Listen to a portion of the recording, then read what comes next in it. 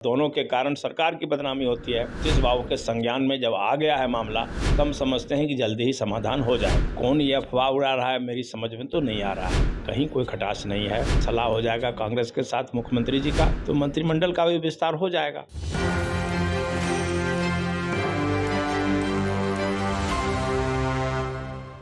नमस्कार, मैं मनीष और आप देख रहे हैं एक न्यूज़ 24। हमारे साथ मौजूद हैं कांग्रेस के एमएलसी समीर सिंह जी।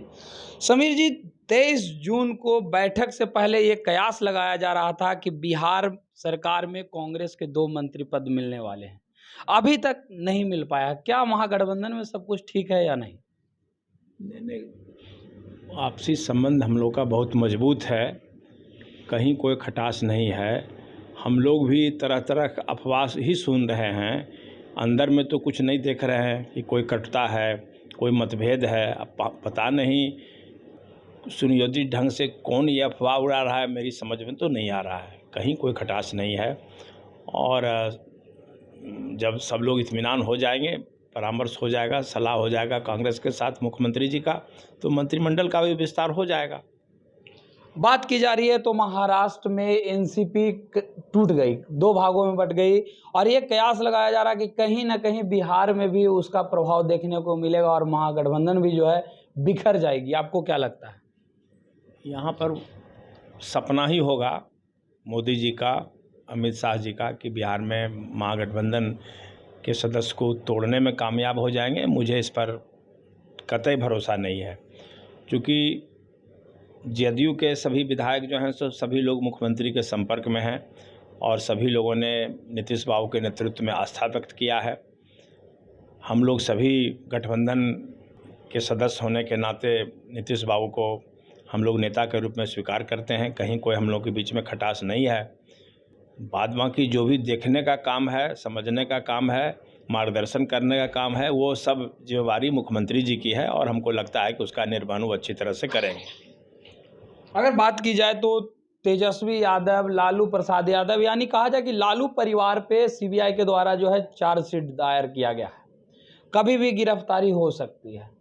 तो क्या लगता है कि ये सुनियोजित तरीके से किया जा रहा है? देखिए, ये तो सच बात है कि अगर अजीत पवार महाराष्ट्र में उनके साथ नहीं चले गए होते तो उनकी भी गिरफ्तारी अब तक हो गई रहती। तो यह भया दोहन की राजनीति चल रही है। लोगों को डराया जा रहा है। जो डर जाते हैं वो उनके साथ चले जाते हैं। अगर उनके साथ नहीं जाते हैं तो वो भ्रष्टाचारी है, वो अपराधी है, और उनके साथ चले जाते हैं तो वो पवित्र हो जाते हैं, ईमानदार हो जाते हैं। तो यहाँ भी डराने का उन्होंने कोई उपाय नहीं छोड़ा। लेकिन यहाँ के विधायक और नेता डरने वाले नहीं हैं और कोई समझौता यहाँ नहीं कोई करेंगे। सभी लोग एकजुट हैं। के पाठक और बिहार के वर्तमान शिक्षा मंत्री चंद्रशेखर जी के बीच तकरार देखने को मिल रहा है। यहाँ तक कि मामला है कि सभी लोग मुख्यमंत्री से मुलाकात करने भी गए हैं। क्या कहेंगे आप? देखिए, जो मीडिया के माध्यम से ही मुझे जो जानकारी है, वो मुझे नहीं लगता है कि ये शोभनीय बात है। और अधिकारी की भी एक सीमा है और मंत्री का भी विभाग के प्रधान होने के नाते उनका भी व्यवहार इस तरह का होना ही चाहिए कि सरकार की प्रतिष्ठा पर कोई आंच नहीं आवे।